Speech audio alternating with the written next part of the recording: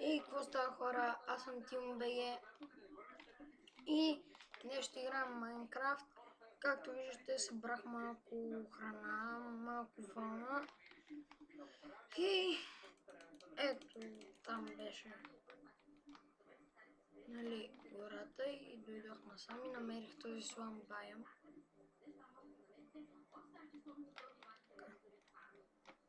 Сега мисля да покопаем малко.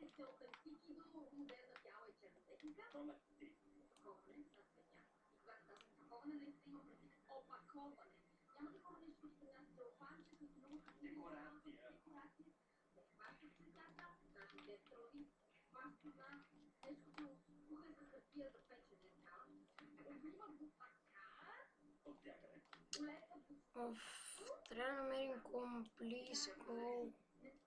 Като идем по-надолу ще стане по-тъмно и...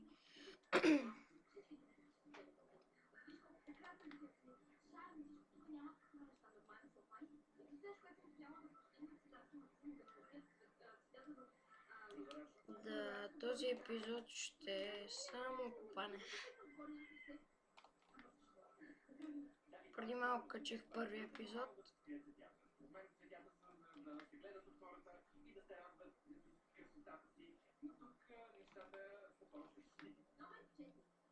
Много голяма част от боклуците, които се изхвърлят и всичките вонища, се запазват и върху тях се стоят паркове.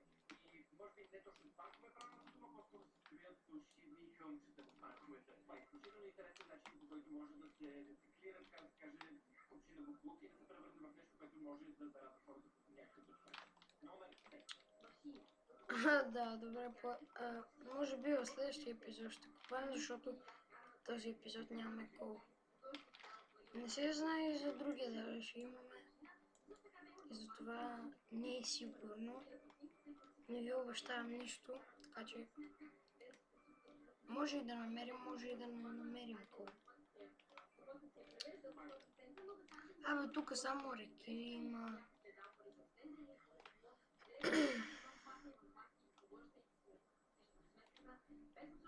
О, шит.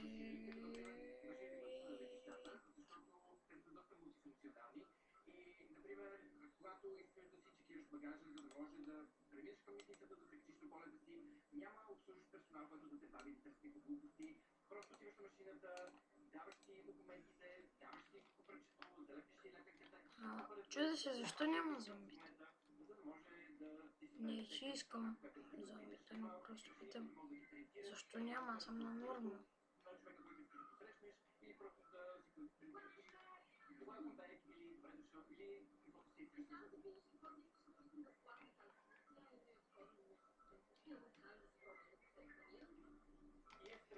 Please go.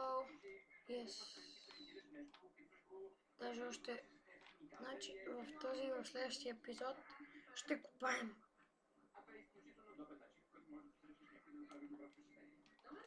Так му си виках, че няма бокуци. Зомбите, бокуци, то е едно и също. Аре бе, ума.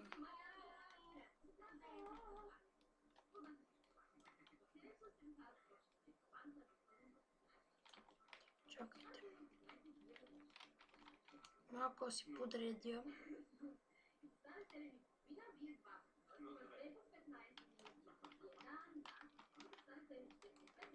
Yes, iron.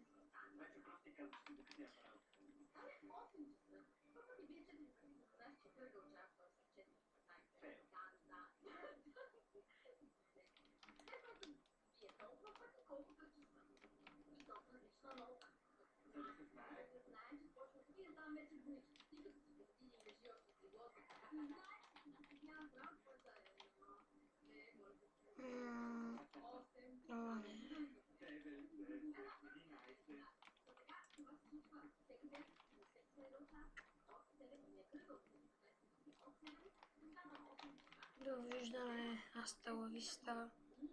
И точно трябваше да завали. Направо перфектно се получи. Боже. Зайок. Омага, лаве. Гледа пак как подскочи. се носи му дал морков. Оле!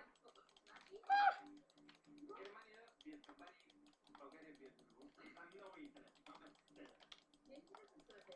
Ео. А! И няма гама, нали? Ще спра за малко епизода, само за малко.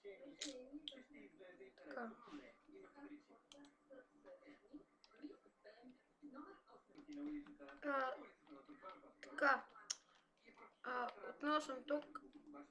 Реших бързо да си направя легло и да легна да спя.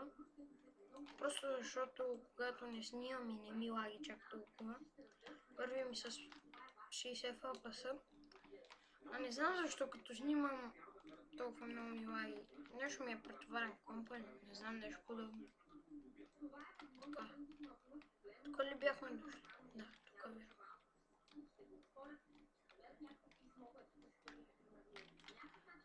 Пак ли са тук е?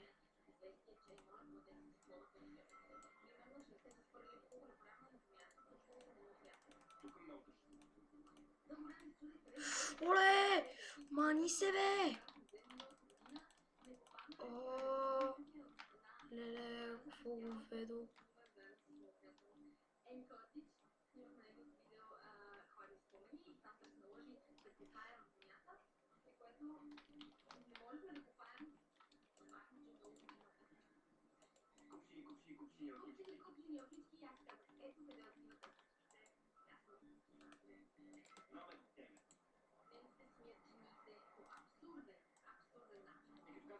Ячените имат предвид просто по-леко там, леко водичка и това се води миене. Номер 9.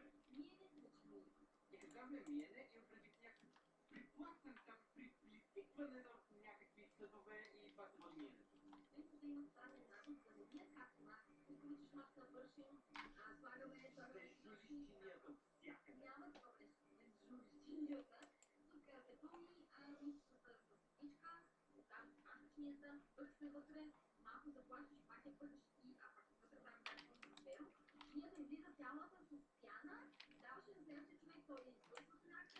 Така, ще оставя тази печка тук.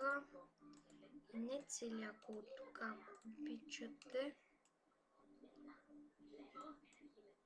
Ще направя още 3 печки. Омага. За да мога да изпека всичко. Абсолютно всичко. Така ще сложим тази тук.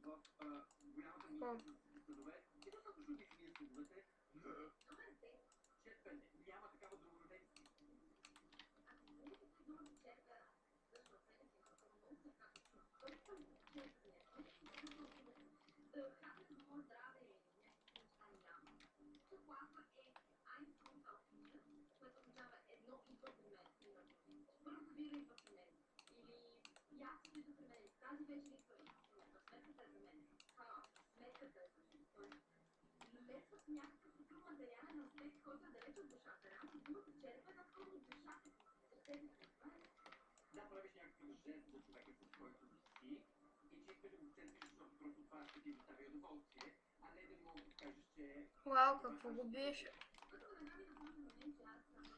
Исках диск.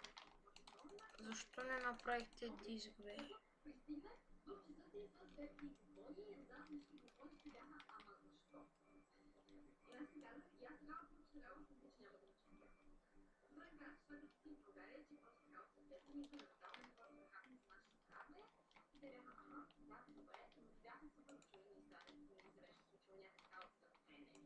Когато, например, някой да покани рожден ден в някое заведение, обикновено в България рожденика поема цялата сметка, а иначе тук, когато някой покани на рожден ден, ти поема първата бира и след това си плащаш каквото си искаш, защото никой няма да плаща каквото си консумира. Вие ще покрепва достатъчно странно този път, ако искате да гледате останалите странци, които направихте с магия с Христо, може да гледате в описанието, отдолу ще има линкове, ако не забравяте да ги сложа. Ако искате, може да абонирате за магия, защото тя такова знае и тя ми помага да правя такива интересни и забавни клипове. Знам, че тя е човека, който гледате в момента и тя ви е интересна.